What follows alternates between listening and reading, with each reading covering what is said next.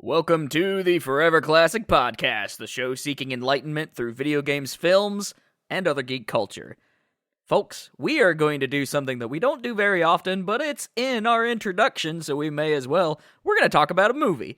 And I have a pretty awesome group of friends just in general, but my network of buddies is just full of experts on various topics. And one of the places that I have good friends in is basically the academic study of kaiju films. So I've brought on my old pal, my good bud, Nathan Marchand. Nathan, say hello, friend. Hello, Forever Classic Gamers! Amazing. I have been called a lot of things in my life, but you are the first person to call me the Kaiju Academic, which sounds like a great title for a podcast, I might add. It just makes sense, because your previous work, your current work, all of it is just so high level in breaking down these movies and these franchises and the connections and the political situations of the time. It's just awesome. Thank you very much, sir. I do my best. And of course, you are currently the host and co-creator, curator, I think, right? Curator, yeah. The host and curator of the Monster Island Film Vault. This tagline is going to sound eerily similar to yours. Podcast, entertainment, and enlightenment through tokusatsu. I don't mind you ripping from us, man. Go for it. Enlightenment's a good word. I may have stolen it from somewhere else, but hey, fair enough. We can all be on the same wavelength. I love it. Why not at this point? So what is your current... Because the last time I tuned into your show, you were really into like the King Kong films. Where are you sitting at currently with Monster Island? Oh boy. Originally, I was planning on covering the Heisei Gamera trilogy, but the Monster Island Board of Directors, my Orwellian overlords, in their infinite wisdom, decided that 3 Gamera movies wasn't enough. They wanted all 12. So I am spending 2021 doing what they have termed the year of Gamera. You get 1 Gamera movie a month for the entire year. And let me tell you, September can't come soon enough because, oh man. These Gamera movies are a little difficult to get through at points. What is the one that's got Iris in it? Revenge of Iris? That one is incredible. Revenge of Iris. I've only seen Gamera clips 3, from it. easily one of the greatest kaiju movies ever made. Yeah, it's really, really cool. There's some really awesome scenes in there. Oh, so many. Oh, and you want to talk about going nuts as an academic? Wait till I get to that one, my friend. I'm so ready for Gamera to come back, but that's a topic for another time, dude, because we are talking about Monster Hunter, the 2020 film starring Mila Jovovich and directed by Paul W.S. Anderson. Yes, and unfortunately, I don't have my intrepid producer Jimmy from NASA here to rip his way through this movie, or at least our discussion, because he's busy right now. He's keeping an eye on the camera and communications equipment. He had a bit of a long day. Barugan got loose. I don't know how. And he iced up part of the island, so Jimmy had to use Mechanicong Mark II, which he just built to recapture that big ice-spewing lizard and put him back. And today, there was 6 hours of mandatory seminar training today called Kaiju and You here on the island. So I am very happy to be podcasting right now after all of that. Sounds like a long day at the island, man. It was a long day at the island. And I think there was some kind of weird things going on here while the seminar was going on. I'm not sure, but yeah. Anyway. But yeah. So yeah. Monster Hunter, the film. All right. So I guess the first thing that I want to talk to you about, man, is like, how familiar are you with the Monster Hunter world of games? You know, it's funny. You would think that as someone who is a fan of both Kaiju and Capcom, that I would be all over this franchise. But unfortunately, I have had little to no exposure, but very little exposure to Monster Hunter. I think I have spent more time playing games that had Monster Hunter characters in them than actual Monster Hunter games. And I feel a little embarrassed by that. And I think it should be remedied. I just need to They're know where to very start good. on Monster Hunter World, so I'm going to defer to your recommendations on that.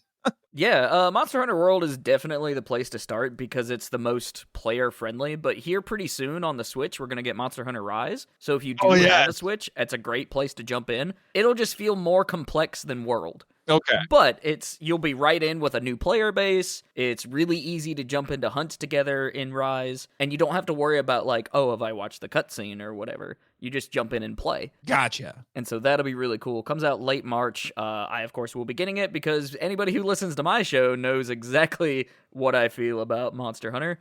It's one of my favorite franchises ever. Definitely my favorite co-op experience. And I've been playing these since the PS2. Of course, I didn't play online on the PS2. I lived in West Virginia, so getting online on anything, even now, is crazy. But trying to play, like, in the heyday of PS2 online just wasn't going to happen.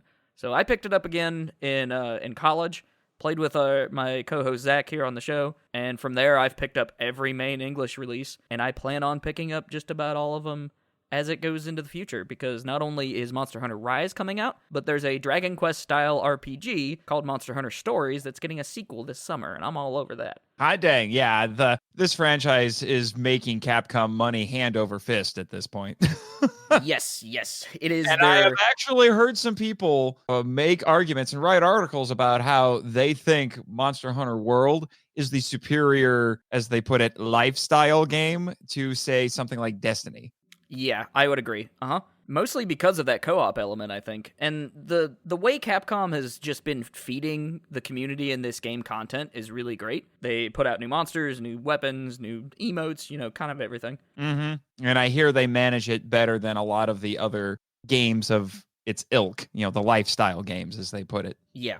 Which is quickly, I'm noticing, becoming the model that developers are going with. I mean, even fighting games are trying to do that now. Yeah, most notably, NetherRealms with their games. They even have loot drops in them now. It's weird. I'm not a fan of it. Like, the live service model is not great, and that's why I like Monster Hunter, because 90% of the content is free. There's some, like, emotes that you can spend money on, but all the monsters and stuff, that's all just free content. As long as you're playing and you're at that rank, you can jump right in.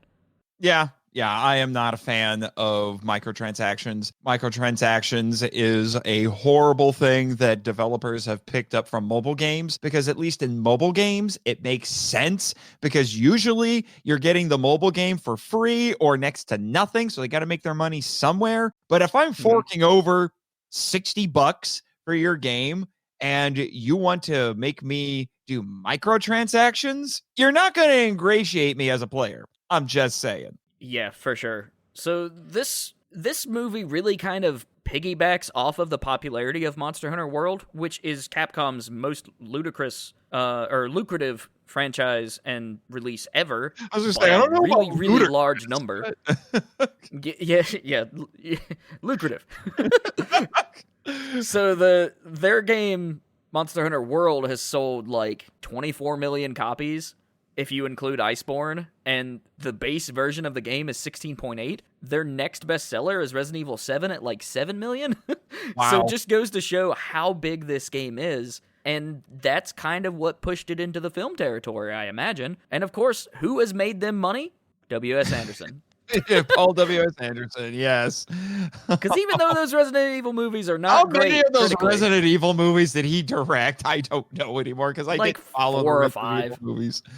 There's 6. I think he done most of them. So those movies, even though they're not great, and they're still like watching them now, they're just dumb fun. There's good parts, mind you, but for the most part, those movies are they're a film. And so, but the reason those kept coming out is they kept making money. So I know. Every time they would put out a film, it would make like 4 times the budget, and they just kept giving the rights to these folks to make these movies. Yeah, and how many times was that franchise supposed to end and then it didn't? I mean, they had like what? Everything after 3 was supposed to be the last one, because what was it like? Yeah, even the titles would make you think that. What was it like? Wasn't one of them like, it was like Resident Evil Apocalypse, or I don't know. Yeah. Afterlife, and there's just like all these. It's like, will you make up your mind? Are you done or not? You can only retcon these things so many times. Yeah, it's one of those things that they just keep coming and they don't stop coming.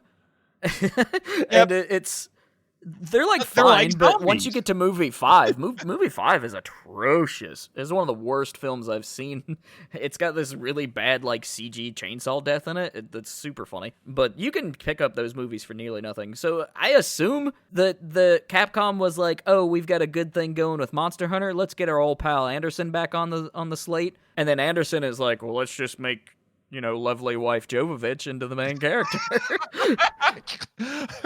I mean, come on. I saw a video review one time where this guy kept joking how, especially in those earlier Resident Evil movies, it just seemed like Anderson was just finding any excuse he could find to get Jovovich naked. And then he marries the woman.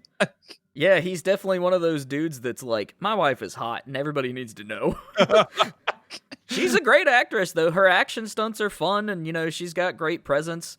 So she's in Resident Evil, of course, as the main character, Alice. She also recently appeared as the antagonist, Nimue, in the 2019 Hellboy film. Which I still haven't seen, and I've heard a lot of people call it Heck Boy. But Well, I watched it last night. It's fun. That's the new one's the one where they they say the F word and there's a lot more gore and it's kind of like Deadpool meets Hellboy, but it's still fun. It's not a bad film by any stretch of the imagination. It's just that the world building and stuff of Guillermo del Toro is unparalleled, and so it feels worse by comparison. Yeah, it's hard to compete with Del Toro. I'm just saying, don't get me started on Pacific Rim Uprising. Oh, yeah, I just watched it last night, too, for the first time. Just don't. It's another just generally okay movie that had a really, really good predecessor. So in Monster Hunter, Jovovich plays Artemis, who's our main character. She's an army lieutenant, and she is suddenly she finds her and her team have been sucked into a parallel world, and monsters appear, like a Diablo shows up and completely wrecks house. And so she eventually has to make sure that she gets out of this alive, first off, and then she has to learn the ways of the Monster Hunter universe, and she, gets taught, how to fight and certain things, and so her whole, situation is very much an isekai, protagonist from anime, almost. And that's a genre term of, you're a person in one world, and you get sucked into another world, and now you take, you gotta completely relearn things and take the skills you already have, so this is definitely an isekai film. I was just gonna say, in the literary world, that's called a portal fantasy, where the characters start in the real world, our world, and then through the means of a portal, they go to the fantasy world. So, example, the Chronicles of Narnia, The Lion, the Witch, and the Wardrobe. The kids go through the wardrobe. And then there's 7 of those books, and then in every single one of those books, the portal is different. Well, in the ones where they actually go, there's one book that's entirely in Narnia, and it's not a portal, but because in one, it's a magic ring, and another one, it's a train. There's different ways to get to it. But yeah, it's a portal fantasy. And these sort of narratives are extremely popular right now in anime, so it kind of makes sense that we would end up with this. But honestly, I think this movie would have been better without it, or if we would have got more of the culture of the universe. Yeah, see, because that's the thing. I know enough about Monster Hunter to know that the way this movie is set up is not like the games at all. No. It is Monster Hunter is not a portal fantasy. Now, if you take the isekai element out of it, parts of it are really similar, but we'll get to that later. Other actors involved, real quick, Artemis is a skin in Monster Hunter World, so if you watch this movie and think, I want to play as Jovovich, you have the option. Yes, I was wondering about that. So, because her character, just like in the Resident Evil movies, her character is not in the games at all.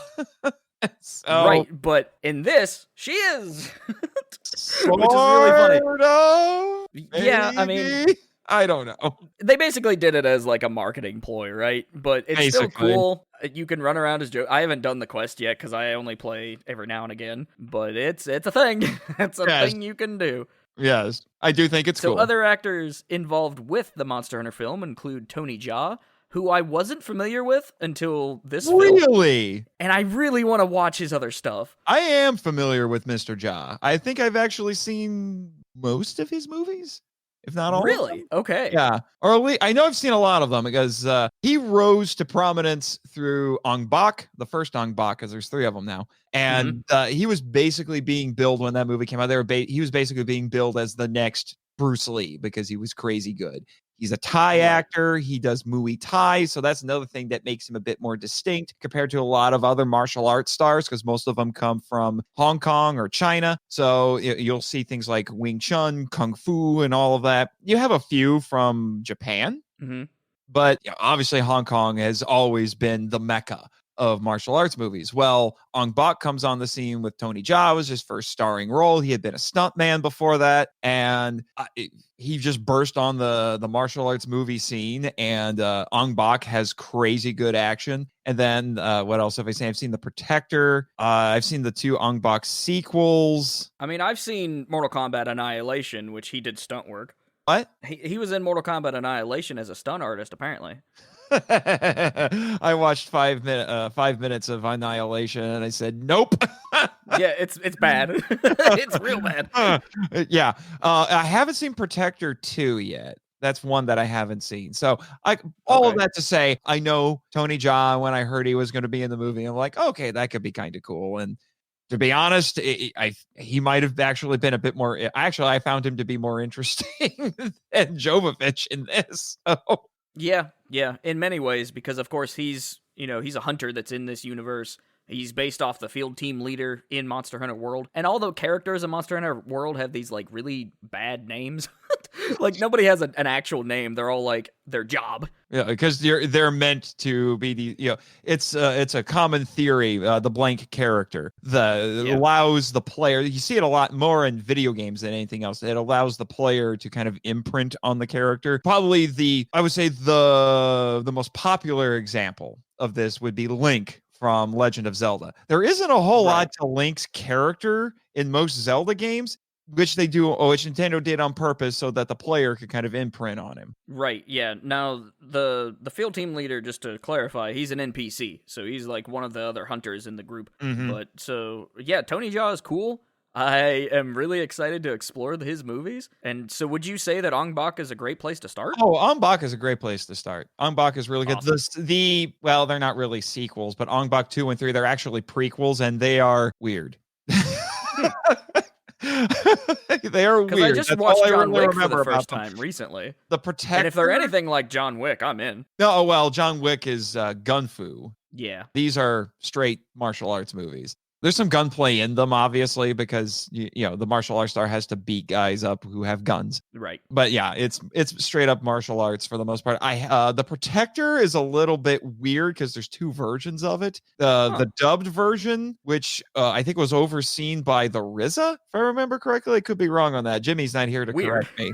Yeah, they cut 30 minutes out of it, and they actually changed the motivation for Tony Jaa's character.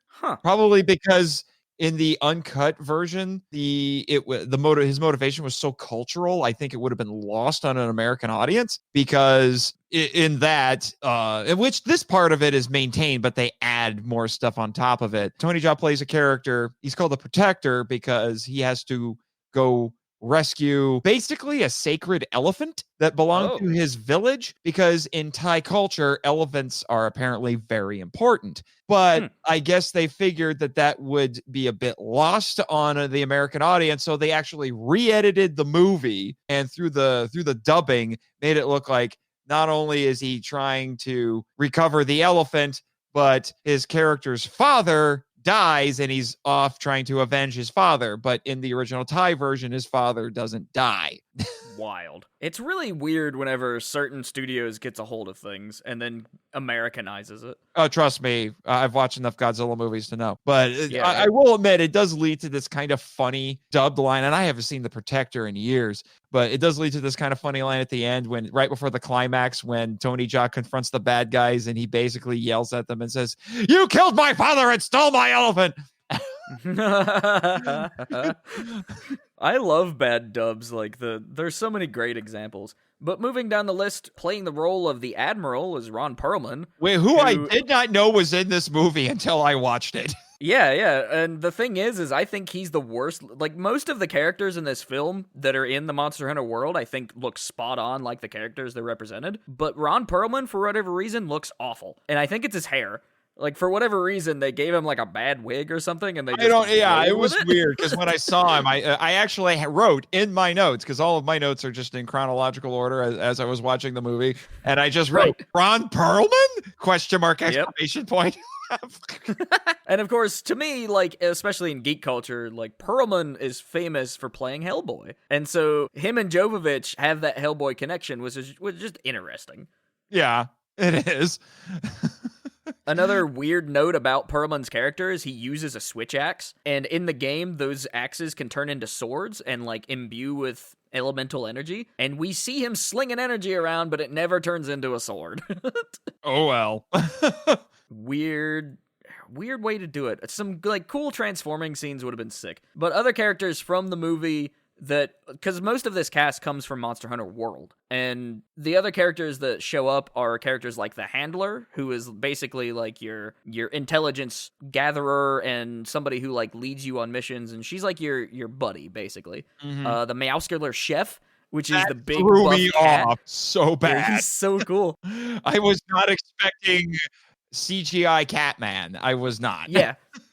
So there's a couple different races in the Monster Hunter world, and, you know, there's humans, there's Wyverians, who are basically like elves, and there's the felines, which are these little cat guys. And so Meowscular Chef is a feline who cooks for the hunters in the village, and the scene that we see in the film is basically shot for shot the same thing that we have in the game. The other characters we see are the Serious Handler and the Excitable A-Lister, who are two characters that are in the opening cutscene of the game, and they show up in a couple different missions here and there. So a lot of this cast, like, if you've played the first 30 minutes of Monster Hunter World, you're gonna feel right at home. And the movie even starts with a scene that's very similar to Monster Hunter World, but more in line with Monster Hunter 3, which was very desert-themed. But yeah, so the characters, I think, are fine. Yeah, the problem I had with that opening scene is that it was good about establishing the world, the fantasy world at the very least, but I was basically lost. I mean, I gathered some of the things that were happening in the scene, but I was basically just kind of at a loss for what was going on.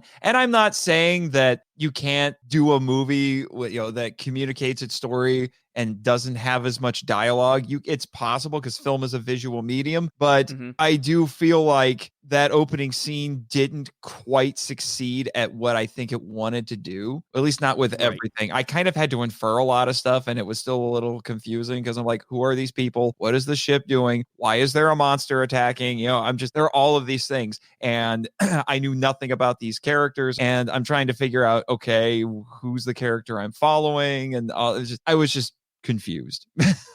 It's messy, but the thing about the Monster Hunter narrative is until Monster Hunter World, it was very much like text and just, there's a problem. We live in a village and a monster attacked. And that's basically your driving. That would give me something. Force. Yeah, right.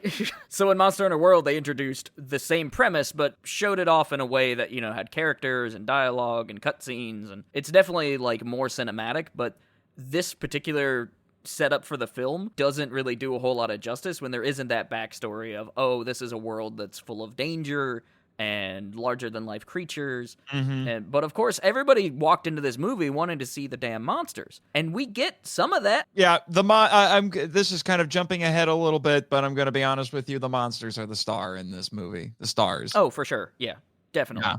That's where most of the effort went, to be honest. Yeah, the CG budget was probably where most of the budget went. But the main antagonist of the film for most of it is a Black Diablos. It's a character that is very much a wall for a lot of players because of the way it behaves and the amount of damage it puts out. So it makes sense for Diablos to be like one of the main things they fight. But we also see Nursilla, which is that big spider-like creature, who, funnily enough, is not in Monster Hunter World.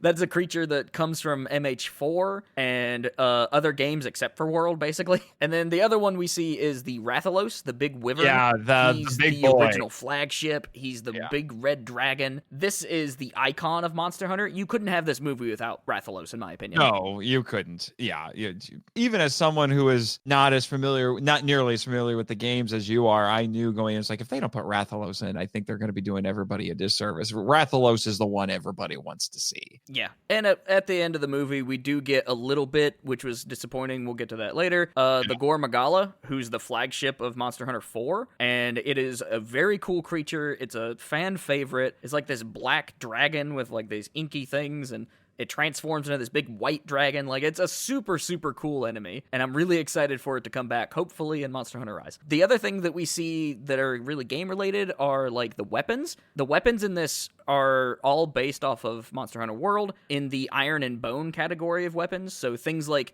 the Jawbone Greatsword, that's basically the same exact weapon that we see in the game. And so that the prop making is pretty solid. We also see some healing herbs, they roast some meat, and then of course we do get the Meowscular Chef, which is pretty cool to see. Mm-hmm. So that's and like you said, like the budget was definitely in, prop making and monsters. Yeah, I was gonna say you didn't mention what the actual budget was, and I didn't even know this. $60 million I see here. Yes. Which is a lot. Compared to most Hollywood blockbusters, that's kind of cheap, but... Right, yeah. They definitely did it a little leaner than what you would expect, but they're kind of used to that, I think, with the Resident Evil movies, so they're like, we put some money into it, and then we'll make 3 times that. Well, and the other thing that's interesting, and I don't know exactly how much involvement they had, but this is also yet another good reason why you're having me on the show. This is a Toho film. Yeah, it is. Toho. It was distributed by Toho. Toho's logo appears in this movie. Toho had a hand in this. And Tencent. Tencent was another big one. Like especially for the Chinese market, Tencent, the folks that do like League of Legends, among other things. Speaking of that, and I remember reading about this actually right after the movie came out, that there was apparently a bit of controversy in the Chinese markets. Yeah. So there was a line that references a racist schoolyard rhyme, and it was like as soon as the Chinese audience figured out what it was was immediately pulled from theaters, and they very quickly edited a new version and redistributed it. Yeah. That line did not appear in my viewing in February here on the digital distributed version, and I doubt it appeared in your version. No, I saw it in the theater. Right, but was that line that was cut in the movie? I don't remember. I honestly don't remember. I would have to be told what the line was, and then I might be able to... They talk about, something about whose knees are these? They're Chinese. Like, it's really not a good line at all. It's a dumb joke, for one. Was that, one of the soldiers or something at the beginning that was making that? I think so, but I didn't catch it in my viewing. I guess it could be there, but I didn't see it. Yeah, I don't know. I doubt it was in yours. I don't know. I would have to go back and say, because... let's full disclosure here. I actually saw this in the theater when it came out, because we have a theater here on the island, the Denham Theater, because I approached you to talk about this movie, and you said, that would be great. And then as soon as it came out, I'm like, I got to make sure I see it because I'm going to record. I'm going to record on this. And then you find out that none of your theaters are carrying it. So... Yeah, nobody was open. Nobody was carrying it. I would have had to drive an hour, and even then I was like, I don't know if it's worth it. I'll just wait. Yeah. And so thankfully they did put it out fairly quickly. I mean, 2.5 month turnaround's not bad. Yeah. To watch a movie that was in theaters. They should have just released it digitally to begin with. Well, I applaud them for being like, it's theaters, dang it, because I don't want theaters to die. But I mean, I don't either. But the thing that does concern me, and I'm wondering if this is, it's going to be very difficult to start calculating how much money movies make at this point, because I'm looking at your notes here, and it's a $60 million budget. Worldwide gross, apparently, 23.3 million. Mm-hmm. Yeah, and but that's just probably just the theater. Include digital sales. Yeah, that's the problem. That should just be the theater. Yeah, that's the problem. So you got to worry about digital sales, and then if you've got stuff like like this whole thing with HBO Max and Warner Brothers. How are they supposed to be able to calculate if a movie's successful if you have the hard numbers from a theater, but then how do you calculate the money that you're making from HBO Max with it? Exactly. Or I mean, it's at least weird. Easier with the Disney Plus thing, where it's Disney Plus Premium, where you have to fork over $30 and you can watch whatever movie that they have. In this case, it was Mulan, and to be honest, after hearing some of the things I've heard about that Mulan movie, I have zero interest in ever watching it. But so I don't know. The whole thing's confusing, and I did notice that Disney really only did that for Mulan. But then when Soul, the new Pixar movie, came out, they didn't do the premium thing. They just put it on Disney Plus when they would have put it out in theaters. So I don't know. I don't know how to figure it out anymore, man. So I don't know if I can call this a successful movie or not.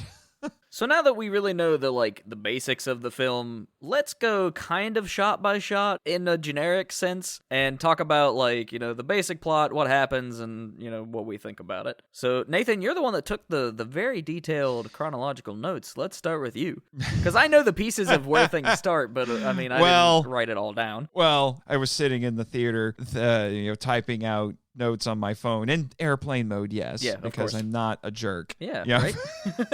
We're professional critics, not assholes. Yes. I know a few a-holes, though. They make some very good podcasts. Yeah, well, I mean, it is what it is.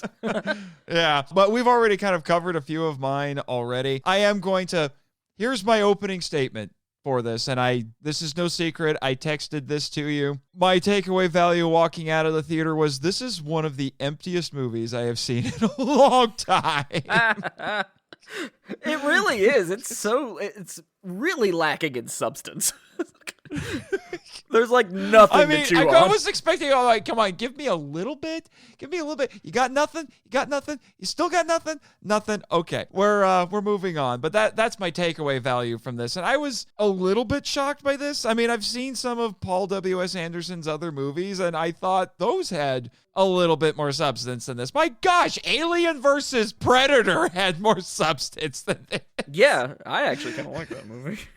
It's not the greatest Alien movie, it's for amusing, sure, I will admit. I don't ever want to watch Requiem if I can help it. No, I watched it once and I was like, oh, that's fine. No more of this. Yeah, but so we've covered a few of them already, and then my next note says, first scene is exciting, but I know nothing about these characters, so we've already covered that. And then the next thing I had is that it switches over from the Monster Hunter world to...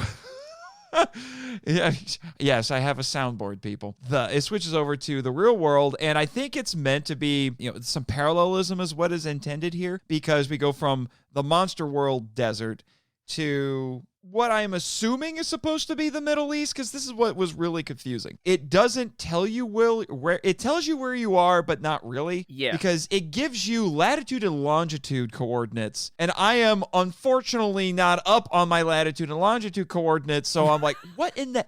Why are you trying to be all cool and clever or something? Because I have no idea what these mean. Can you tell me where this is? I mean, you could do both if you wanted to. Like latitude and longitude, and give me the name of the country. I mean, come on. We trying to be clever here? Yeah, right? But yeah, and the other thing, and this is what threw me off, and this is why I say there's so little substance in this, because there's not enough getting established. I have no idea why these soldiers are here. I think the implication is that it's supposed to be like the war in Iraq or Afghanistan's thereabouts, but they never really tell you. And my thought was, if that's the case, is this even relevant anymore? No one really talks about that. What I find hilarious is they signify that we're in the modern world by showing a Coke can. And there's another movie... Of course. That uses a Coke can, and I don't remember what it is, but it drops in a tribal situation and it completely changes everything. Oh, it's The Gods Must Be Crazy. Yeah. So that, and I think there's a little bit of a parallel to that personally, but I don't know. So it opens with a Coke can, and I'm going to look up this latitude real quick. Yeah, because I would really love to know, because it would have been nice if they could have established that. All they really tell us about these characters is that they're on a rescue mission because there was another team that went out into the desert and disappeared. And that's about it. I was like, I would like some more motivations here. I would like to know more about these characters, stuff like that. And the funny thing was, as I was watching the movie, and we just mentioned AVP, I was actually thinking back, not to AVP, but to the original Predator. And I kept wishing that this movie had been structured, at least initially, like the original Predator, where we get a little bit of a glimpse of the Predator ship flying to Earth. So we establish, okay, this is a science fiction film and there's going to be an alien in it. But then we get to spend a little bit of time with Arnold Schwarzenegger and his team. Right. Having, fun little character moments together and then going on a mission together so we can see that these characters are friends and they are highly competent. We don't really get that in this. We just get them. We get a few minutes of them singing together and goofing around, and they joke. Like there's a joke about, I just have it written down. It says ladies joke is funny though, and cause I think they're cracking. I think it was because they were saying that it was about how Jovovich, who's the token woman on this team, she's the only woman. Yeah, and she's bossing all these guys around, and I think she was calling them ladies, and they thought it was kind of funny that the token lady is calling all of them ladies. And I thought, okay, that is pretty funny, actually. Yeah. Because Army Rangers, female Army Rangers are incredibly rare. I actually did look that up. I think only the first ones graduated from Ranger School basically 2 years ago. So I don't know if she's the only woman. I swear there's another one. And so I'm looking at this Maybe scene there now. is? Yeah, I think there's one other lady. Okay, she was so unimportant that I completely forgot. Yeah, so. yeah. Okay, so pretty quickly we lose these soldiers. Don't get attached. Yeah, see, and that's the other thing that bugged me. So we take at least a tiny bit of time establishing these characters, but then they all die inside of 20 minutes, and we never see them again. It's like, come on, at least Predator spread it out. Yeah. So we could, see all of these other characters, but they were basically only there to be monster fodder because the goal was to get Artemis, I should say Artemis, that's the character's name, alone for the rest of the movie, or at least the only person from our world in the Monster Hunter world, because that's not going to get old. So, and all of that. So I'm just like, come on. Bad horror movies are better about spreading out this stuff out than this movie is. I mean, I was even pointing out, I was like, come on, you're using the tried and true tropes. Like the one guy has a photo of his family, and I'm like, come on, if you're in a movie, you never do this because you're guaranteed to die. Death by trope, my friend. And it's just, and then 10 minutes later, I even put it in my notes, called it, he's dead. Yeah, doesn't take long. And not only that, he does this heroic death, and his sacrifice means nothing.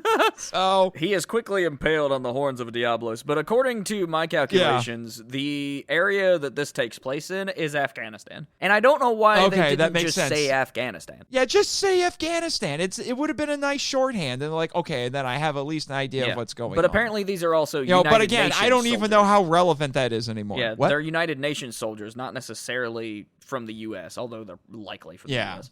So they're here trying to find another team, and of course they get transported through this weird electrical storm. Yeah, and then that doesn't really get explained until toward the end of the movie, and which even is then, a little, which is a little discombobulating. And then it doesn't really get explained all that well. No. When they do explain it, I'm just like, what the frick are you doing, movie? And now I will give credit where credit is due. This script screws up on a lot of things. However, I will say that their foreshadowing and their build-up to when you start seeing the monsters appear is actually pretty good. Yeah. Like because they established very quickly we're trying to find another team, and that team disappeared. Oh, look, there's a storm.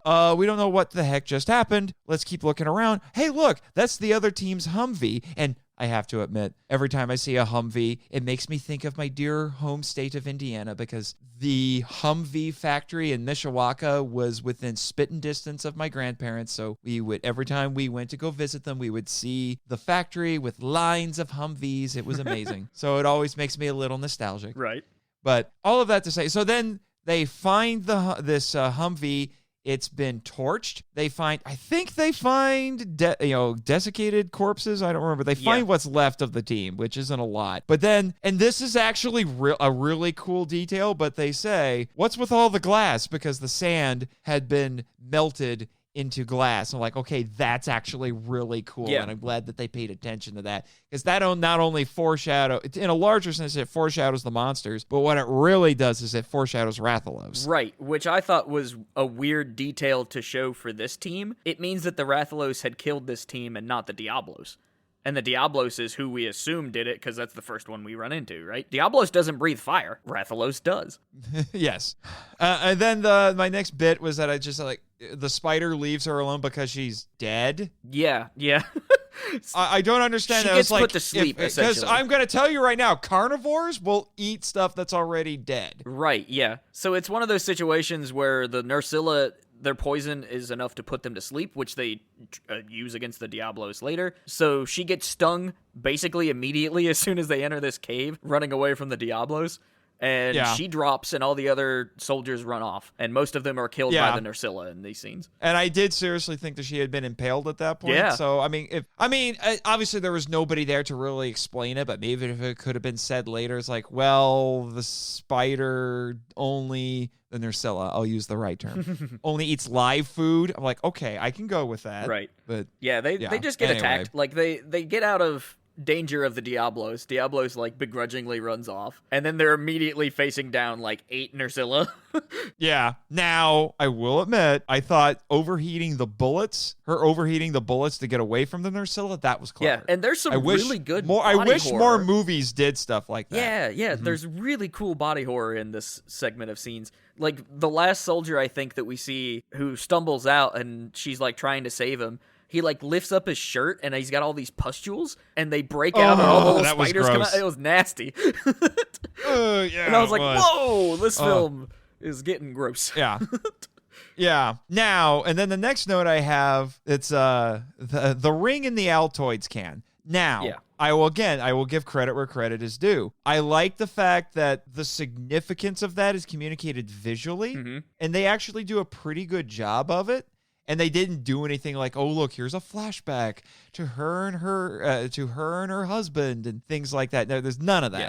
There's none of that. It's communicated visually. I like it. And then it's never mentioned again, basically. Yeah, no, it's just like a character background detail. Like, oh, this is a character that has something to lose. We don't know what she would lose. It's there to establish that she has a little bit more of a motivation to get back to our world. Right. But then it's never brought up again. Like, come on. I was like, if you are really that focused on getting back to your husband, I think that's going to get brought up a little bit more. Yeah. I mean, because we've seen plenty of stories where it's a male protagonist and his goal is to get back to his wife. It's a war trope. Like, so much Godzilla of the beginning 2014, of this movie, The Odyssey, Right. It reminds me so much of, like, Michael Bay, where it's such a focus and, like, the mythology, basically, of the military. Yeah.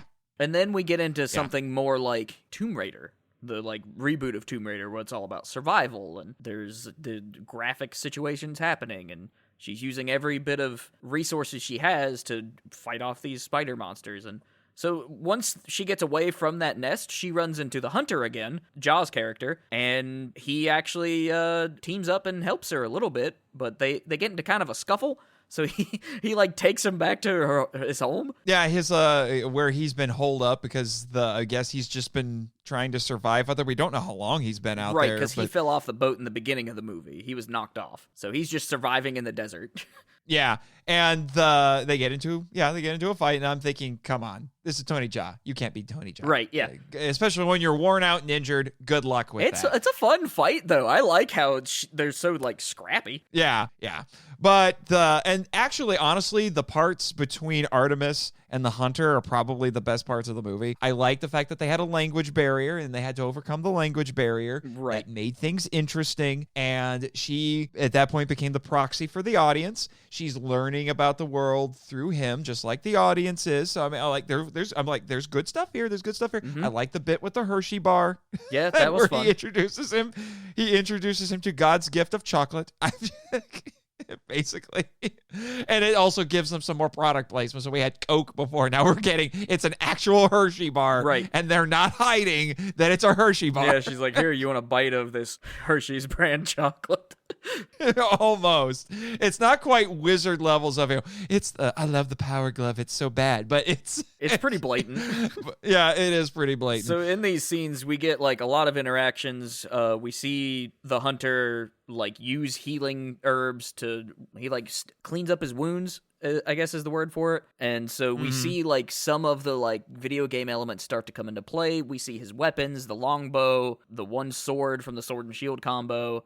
He has the great sword. Like all these weapons are in the game. And so it's cool to see like that he has all this preparation. And so together they decide, in order to get our hunter home and to learn more about this world and presumably get Artemis home, we have to take out the Diablos. Because in order to get there, there's a lot of sand, and the Diablos is basically just circling this desert. And so he pops up anytime that there's like any sort of sound or anything on the sand. Yeah, their initial motivation is I have to get back to where my Humvee and my gear is because get back to the storm to go through the portal. Oh wait, the Diablos is in the way. Yeah, we have to deal with the Diablos. Now, I want to back up a little bit and talk about that. You mentioned that, this is set in a desert, and I know in your notes you're like, it's a bland setting because it's just a desert.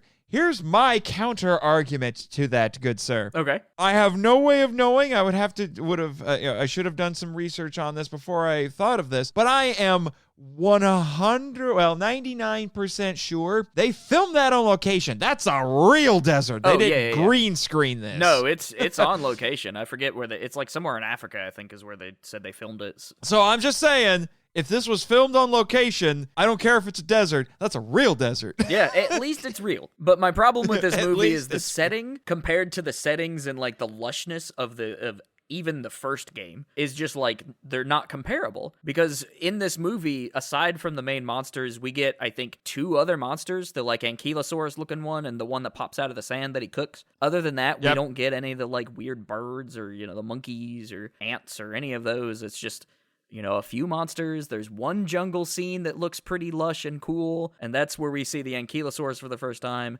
And that's like probably a 2-minute scene at best. Is that the one where the monster pops out of the water?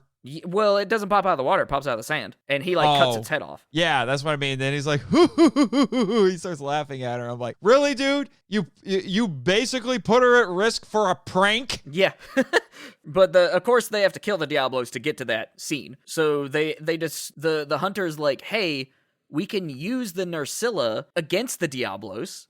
And if we use their stinger, it'll put them to sleep. So they go back into the nest. They kill a Nerscylla, and they take its stinger. And it's pretty cool because he takes this hunk of like monster and puts it on the table and like strips it and all this gunk and stuff. And he wraps the stinger around his arrow. And this is shortly after he's introduced to God's gift of Velcro. Right, yeah.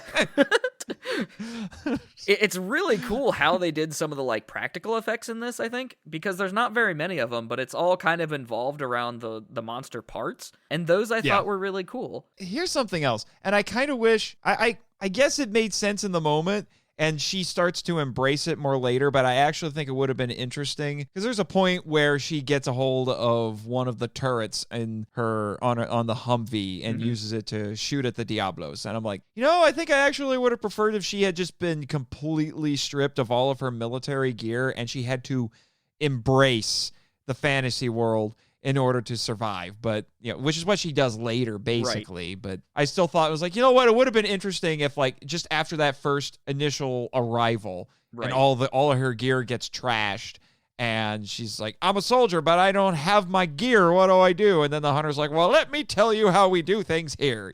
That sort of a thing. I know it'd be really tropey, but it works. Yeah. But none of their tools and stuff works. Like, the guns don't pierce the skins of the Diablos. They throw grenades in its face, and it basically does nothing. Enough to, like, knock it over, basically. She shoots the Law missile launcher at it, which is not an RPG, which is what they call it in the movie.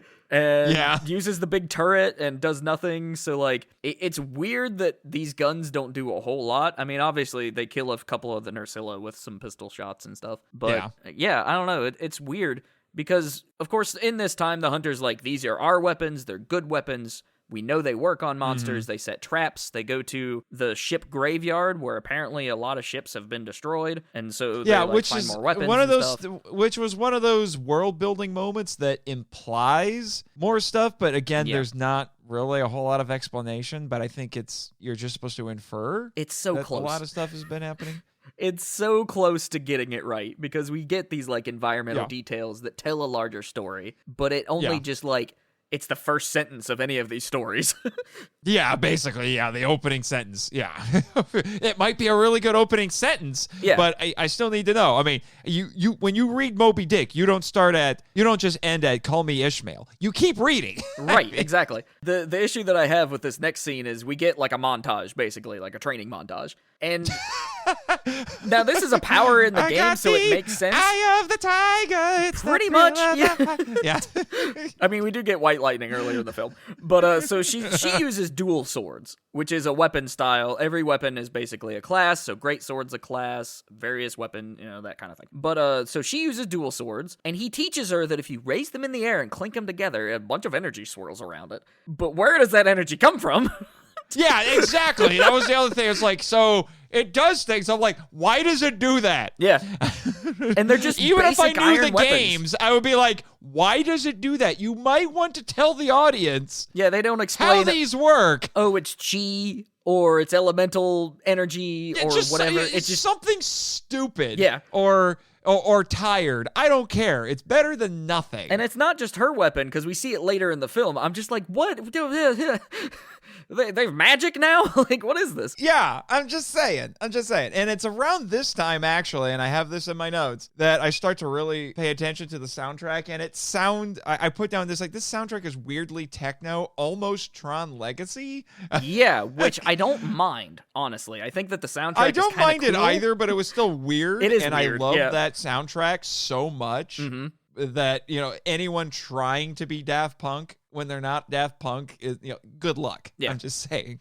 It's a cool sound, but it definitely is the type of thing you would expect in like Stranger Things or, a reboot of the Terminator or something. Yeah. 80s. And then I also put down, I'm not, I think I know what scene this was for. I think might have been when they finally, spoiler warning, they kill the Diablos. Yeah, we're not. Yeah. I mean, this is Monster Hunter we're talking about here. They hunt really the monsters, surprise. But, and I just wrote down, no broken bones, no internal bleeding. I'm Tony freaking Jaa.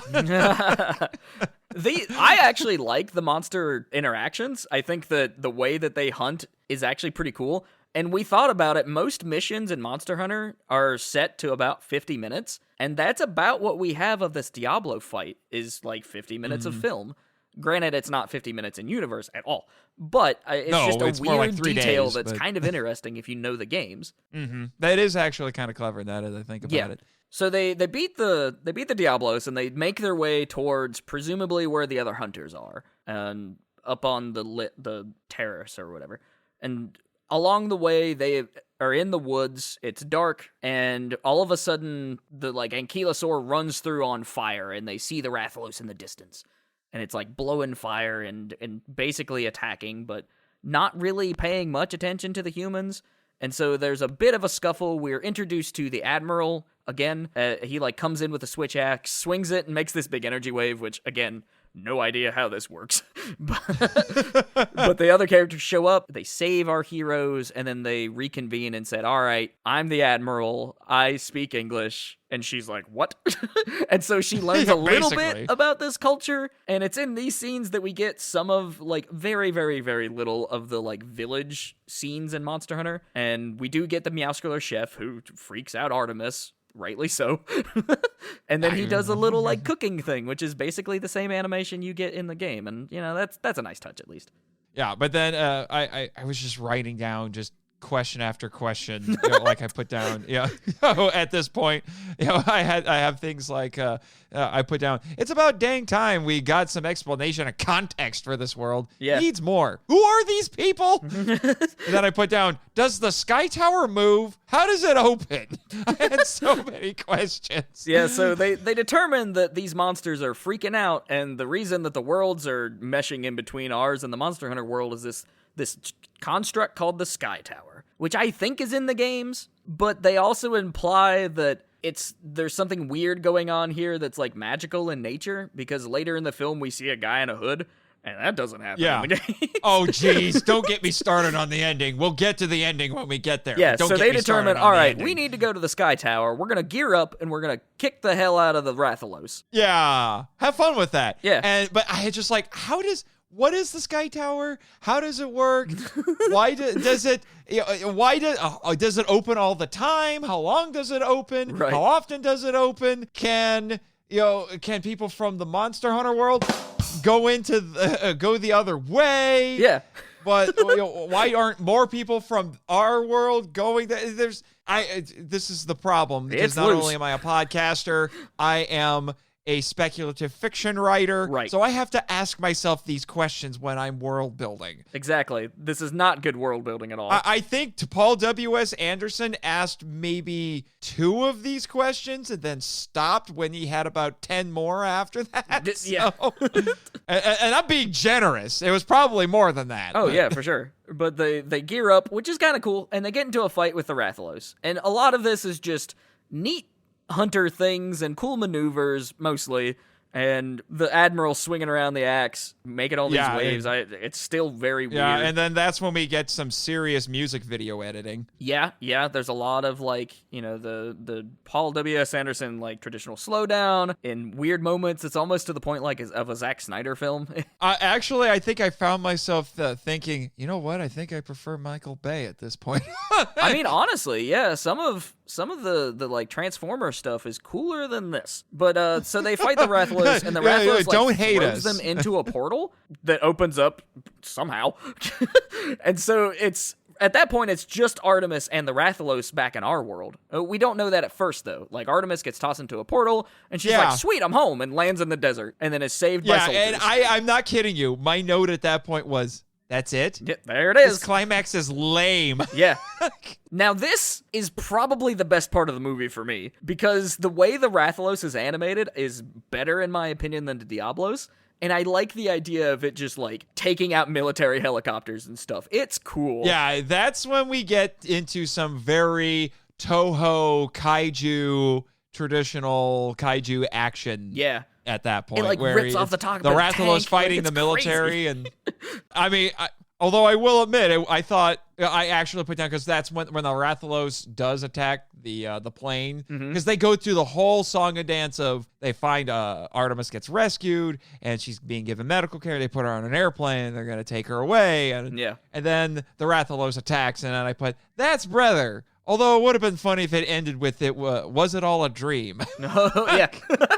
That is a tired trope, but it at least would have been really funny. Yeah.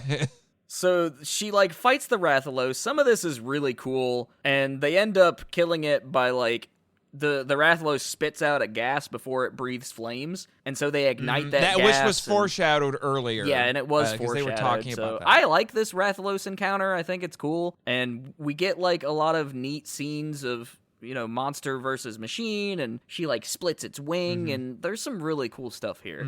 And the thing I will admit, and I wrote this down, that I thought was actually kind of interesting, is that the Rathalos is killed using a combination of tech and techniques from both our world and Monster Hunter World. Good point. Will not get old. Interesting observation. I hadn't made that connection. Yeah. But I also then put down, what happened to the other characters? And I also, how have no other monsters ever crossed over before? And yeah. Why is this suddenly now a problem? Yeah, basically. And then we get to the freaking ending. Oh, this ending is anti-ending. This ending, it's not even sequel baiting. No. I'm sorry. The actual ending of the movie isn't even, because it's not even sequel baiting. It's just it does like a false ending, too. Artemis accomplishes her goal. She gets back to Earth. And then suddenly she's like, within 10 minutes, suddenly she's like, we have to go back. I'm like, you just got back, and now you want to...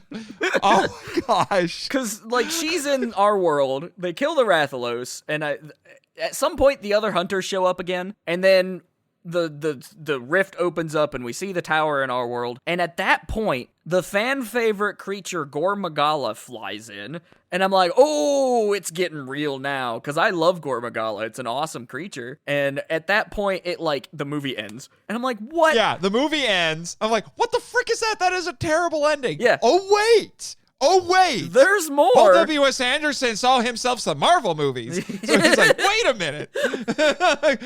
Here's a mid-credit scene. Yeah, and it's not all that much better. No, it just extends that scene further. There's no closure. It's just them fighting Gore Magala a little bit, and then this weird wizard guy is there, and I'm like, who is that?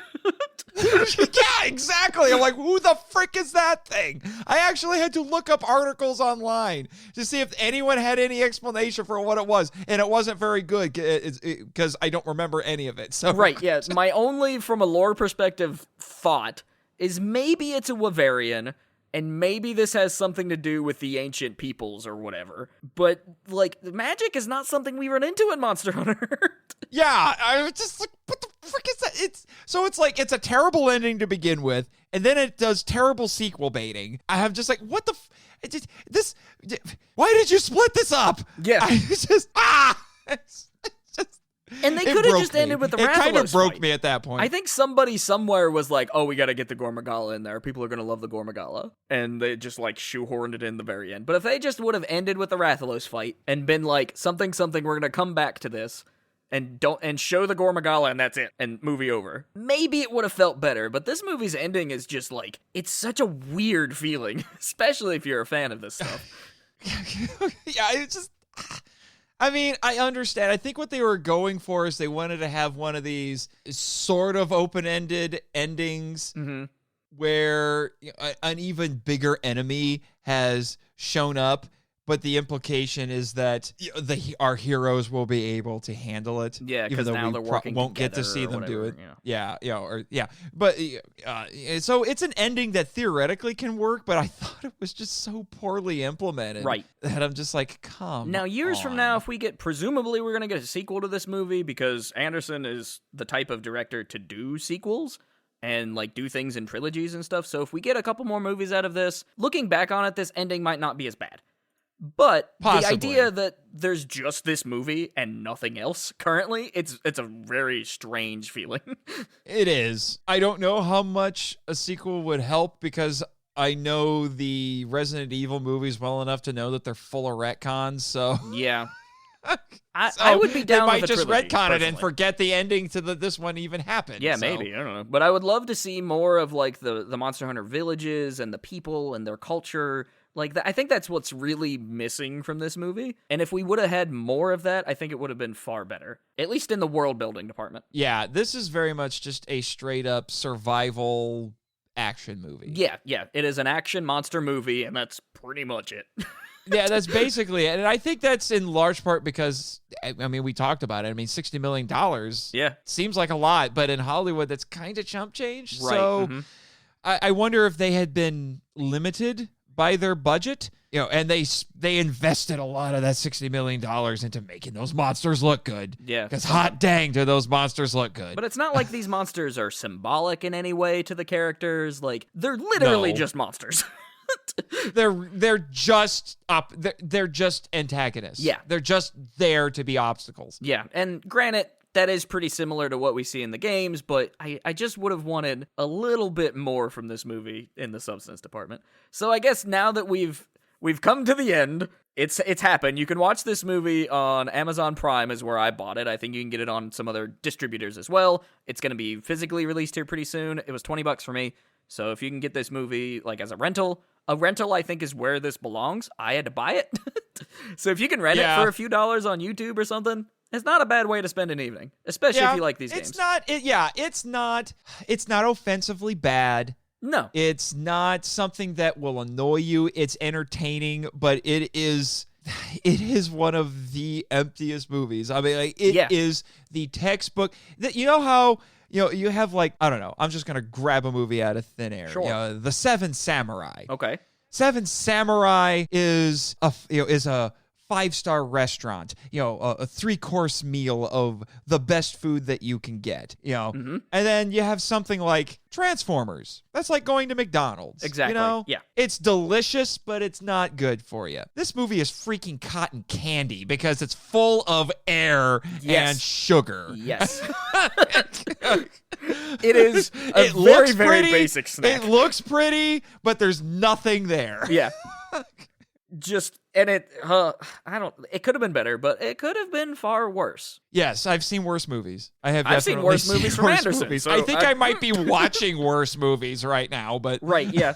So I don't know. For me, like, as a fan of this franchise, like, it's one of my favorite game series ever, and Capcom is one of my favorite, like, developers. Like, I think this movie's fine. Of course, seeing the monsters and stuff, really cool. Some of the CG could be better. I really like all the, like, the gore and the gross angles and stuff. I thought that was a nice touch.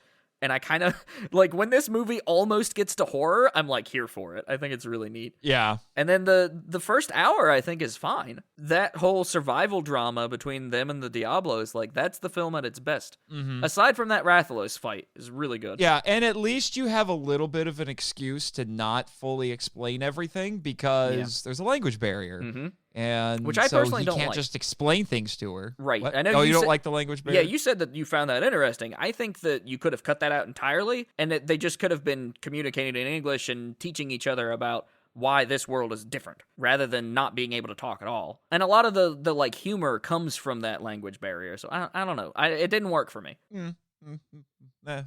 I actually thought it was one of the closest bits to actual substance that we got and characterization. Yeah, granted, so you take that out, not I'm much just like, left, but I think it could have been replaced. So that's it, man. That is Monster Hunter the film.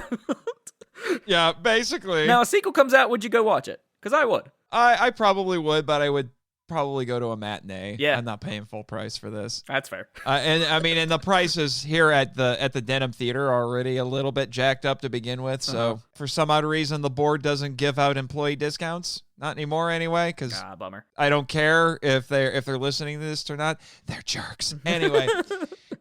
I really want this pandemic to be over with so I can like support local theaters and go to indie festivals, and I want that. But I have an area for let that. me tell you, if you ever want to come to Monster Island and talk about something, I mean, I've talked with you about possibly coming on and at some point. Right. Mm-hmm. Jimmy is very good about keeping the guests safe and getting them to the island, so I think you'll be okay. Yeah, I mean, I don't put myself in danger very often, but I feel like I would do it not only to see the monsters in their natural habitat, but I mean, I love these movies. I've been watching nothing but monster movies for like months. It's one of my favorite genres. And I can't confirm, but I have heard rumors that there are some teams being sent out to see if they can acquire a Rathalos to add to the island, because they with this movie and with the popularity of the games are like, you know what, a Rathalos would be a great attraction. So. Yeah, I totally am down with that. So let's break away a little bit from films and just talk about not only the games we've been playing, but any of them, like franchises, movies, comics, whatever that we've been into. So we'll start with you, man. What have you been playing? What's been like keeping you interested? Oh, I have developed a very bad habit of accumulating games and getting through them way too slow. Yes. Story of my life. So there are too many games that I could bring up. I had to limit it to 4. Yes. Okay. It's absurd that I had to limit it to 4 when 4 is probably too many for most people. I have been playing through Doom 2016. Excellent game. And I gotta say, it is more fun than I thought it would be. It's so cool. If you finish this and like it, please go play Doom Eternal. It's incredible. Oh, I have a feeling I will be playing Doom Eternal very soon. It's sick. Because I would just like to say, over the weekend, I managed to finally kill the Cyber Demon, which I know for most Doom players, they'd be like, how quaint. But hey, he's a tough fight. Don't ruin my moment, man. I killed the frickin' Cyber Demon. Hell yeah. Really excited to see you play through those games. Are you on PC or PS4? It's Xbox. Oh, okay. Actually. Cool. Gotcha. Yeah, I have an Xbox now. I have an Xbox One now. Fancy. I have an Xbox One and a PS4, so it's a little nutty. Nice. And then I am also playing Batman Arkham Knight. That has been an ongoing project for a really long time because, good God, that game is hard to 100%. Oh, okay. See, I stopped playing after Asylum. I couldn't, I played most of City, or the one after it. I think it's City, and I just couldn't. Yeah, City was City and then Origin, but Origin was made by a different team. Right. Yeah, I would like to go down and go through the Batman games. I've played through all of them. I have currently the Arkham Asylum is the only game I have ever platinumed on PlayStation. Nice, and I'm very proud of that. Very cool. And I think I finished all but one really obnoxious thing in City, so maybe at some point I should go back and actually finish that one last silly thing. Yeah, if you're inclined to. My gosh, I love Arkham Knight, but my gosh, trying to 100% it is just tedious. If you hated the Riddler trophies in any of the other games, it is even more tedious in this one. Huh. And that's the last thing I have left to do in the main story before I start doing the gobs of expansions that are on it. And I've already done a little bit of the expansions. So, because I'm just like, well, it's here, so I may as well do it. But God, I hate these stupid Riddler trophies. This is why I don't do tedious. a whole lot of trophy hunting, because I love playing games to completion as long as it's not a trophy completion. Oh, no, it's not for trophy completion. I have to get all the Riddler trophies so I can get the true ending to the game. Oh, no. It's like I Kingdom have to Hearts. get all of the Riddler trophies, and there's 250 of them. Oh, my gosh. And I think I still have 100 to go. Wow. And then I have to fight the Riddler, beat the Riddler, and then I can go get the actual ending. Jeez. It's stupid. But aside from Batman, what else you got?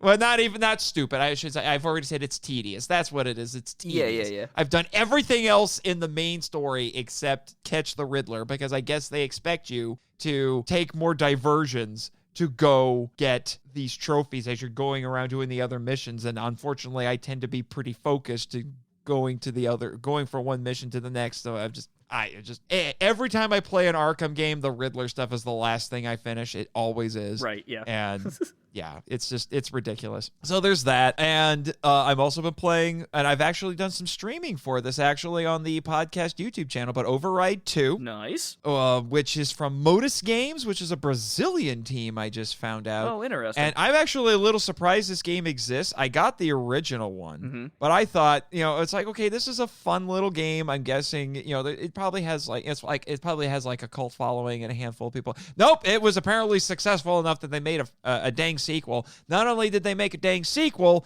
but they got a big license for it, because you can play as Ultraman characters in this game. Yeah. It's a mech game, but they added the Netflix anime versions of 4 Ultraman characters. Well, if you buy the season pass, you'll get them. Ultraman was available day 1, and then the other 3 characters will be released later. Yeah, I saw this at Best Buy the other day, and I'm like, Ultraman's in this? What?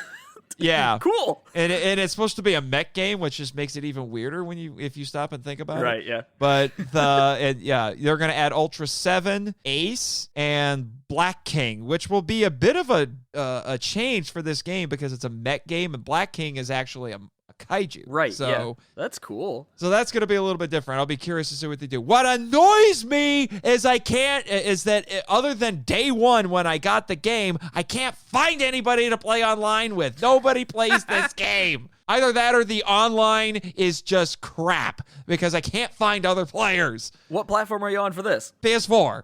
Okay. Remind me at some point. Maybe I'll pick it up.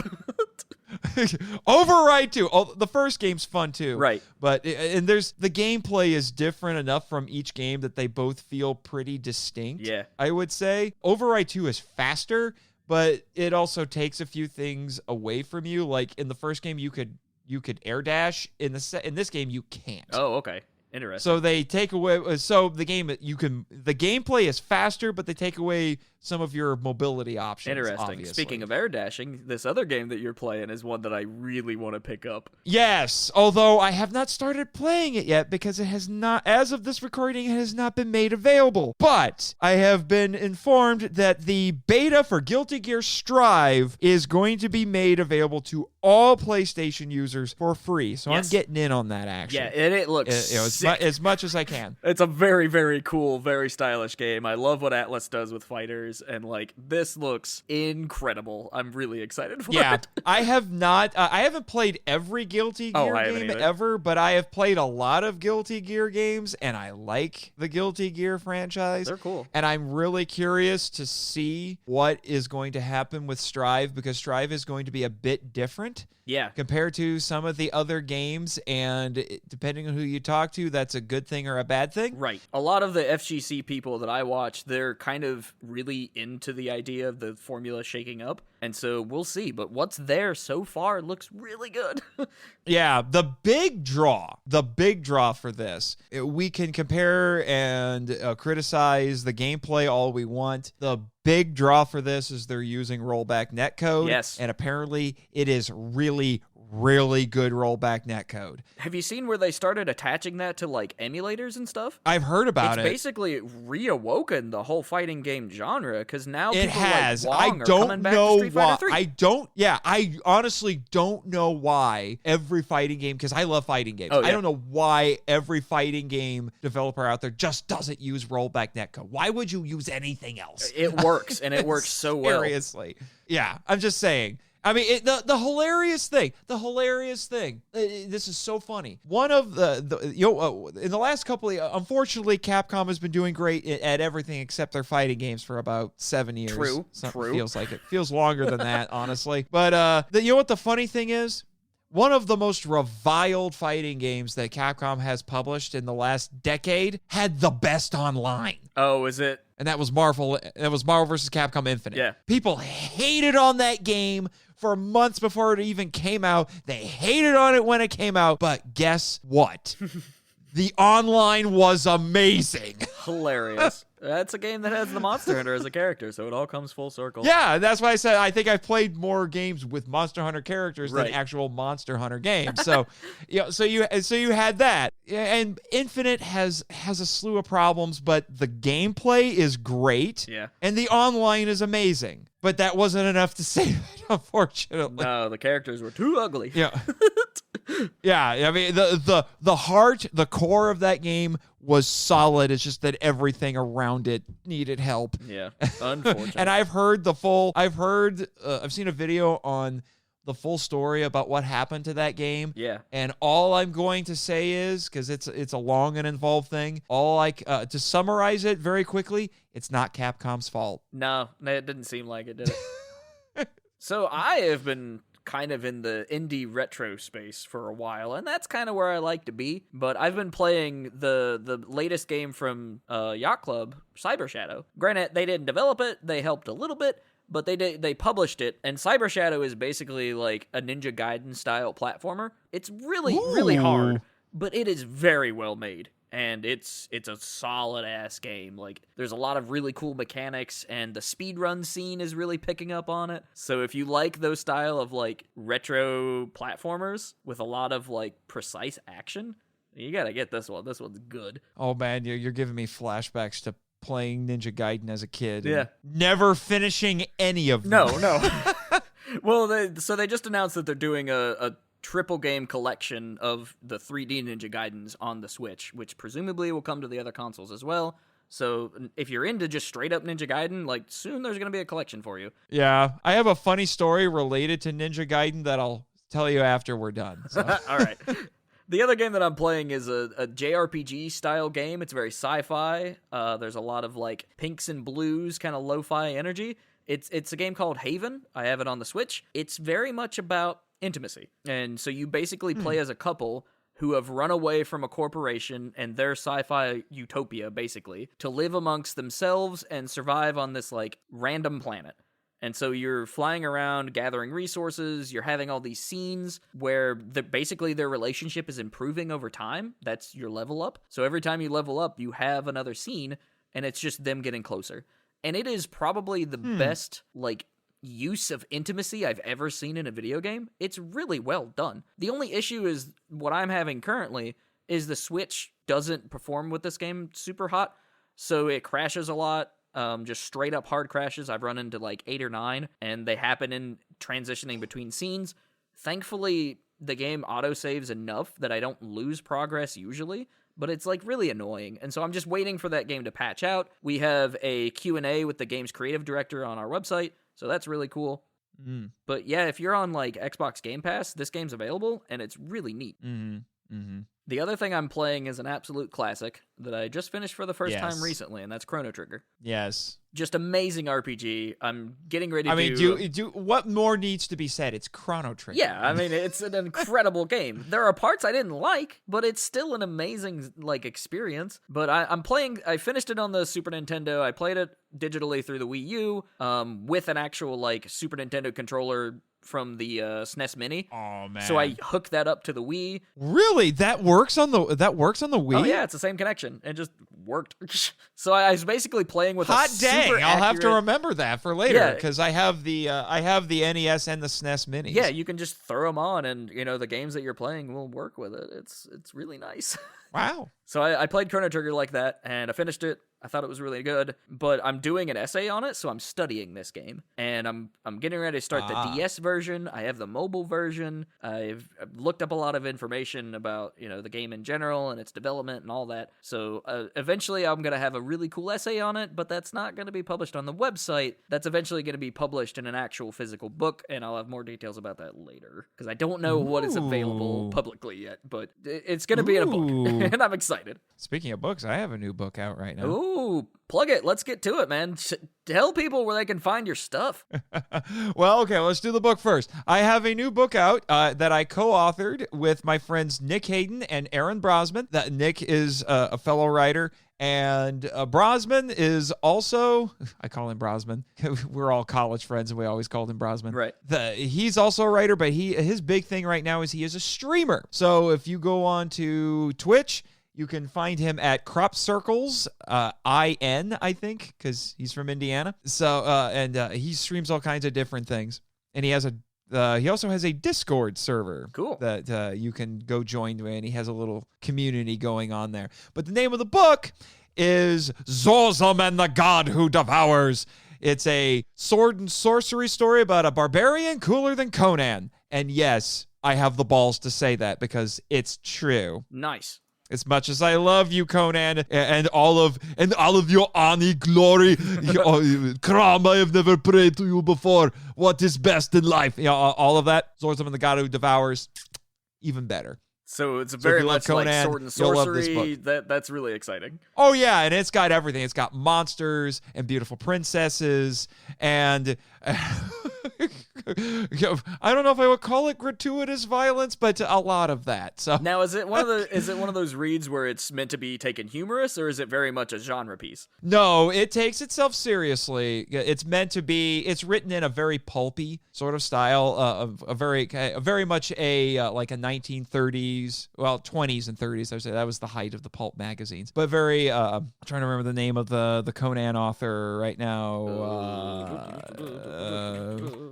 Not Robert Jordan. That's a different author, but he did write Conan stories. Robert E. Howard. Robert E. Howard. It's written in a very Robert E. Howard sort of style. So it takes itself seriously. Nice. It's not meant to be ironic, but it's a wild story that takes itself seriously, I guess you could say. Very cool. And it looks like it's free on Kindle with the unlimited membership. Really? Mm-hmm. Really? Or you can buy it for $1. Cool. And the physical copy actually just got produced. Yeah. So it's through a smaller publishing house. But to continue on the Nathan Marchand shameless self-promotion train,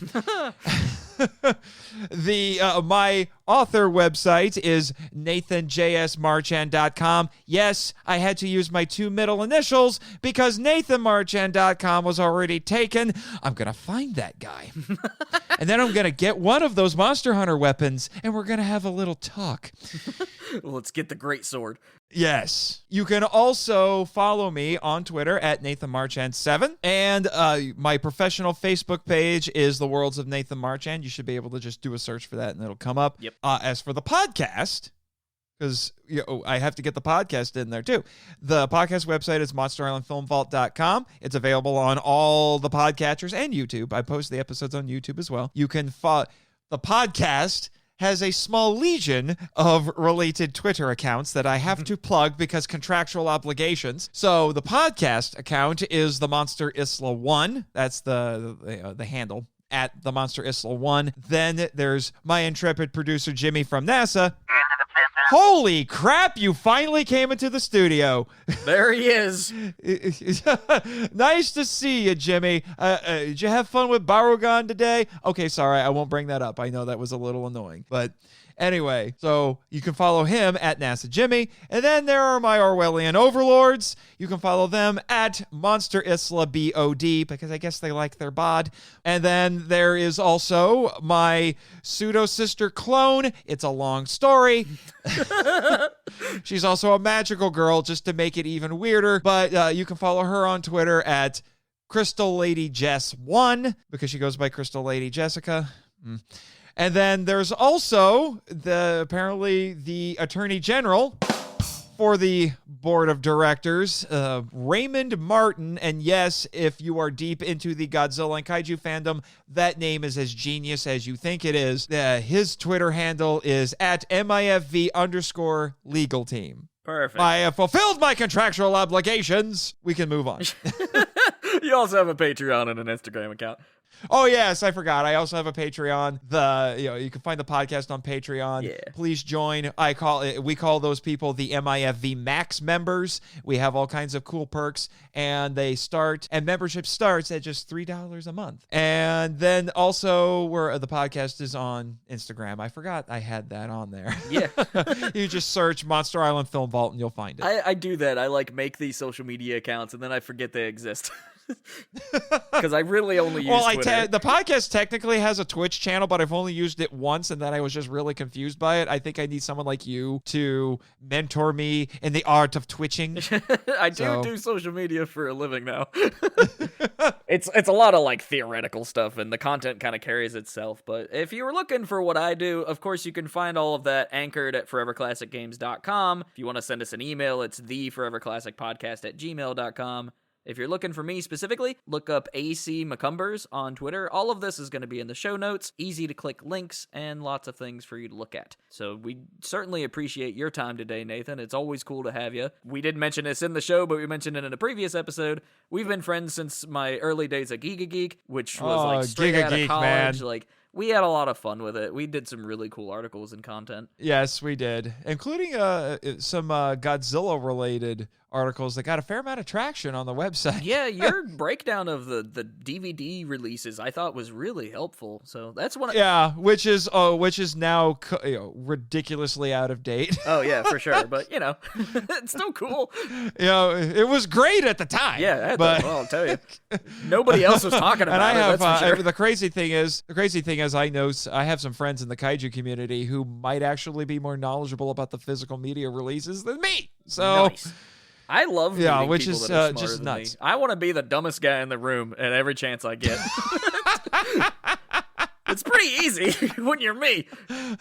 But yeah, so this has been a lot of fun, man. Oh, come on, Monster Alex. Hunter. Don't be so mean to yourself. Don't be so mean to yourself. No, I've definitely had some. But hey, I'm just going to throw this out here. And I made you aware of this because I got to meet these guys at G-Fest a couple of years ago. Hell yeah. But the game Dawn of the Monsters is is supposed to be released this year, and hopefully you can get in contact with the devs for that, 13 AM Games. I would love for you to interview them. They seemed like pretty cool dudes. Yes. And if you want to bring me back, if you want to have an excuse to bring me back for that game. And if we can figure out a way to play that game together, hot dang, let's do it. Yeah, I'm down, because guess who's doing the publishing now for it? Way Forward, who we've talked to in the past. So yeah, it'll probably be better now than it was going to be. So we'll definitely Dawn of the Monsters is happening. Or maybe we could do something crazy, like we'll have a little Forever Classic Games Monster Island Film Vault crossover stream where we'll stream the game together. Yeah. Maybe get a couple of our friends to do it, because it's 4-player co-op. Yeah, that would be fun, man. I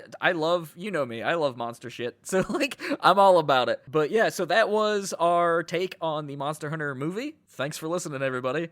And we do hope that you're staying safe out there, and of course, stay cool.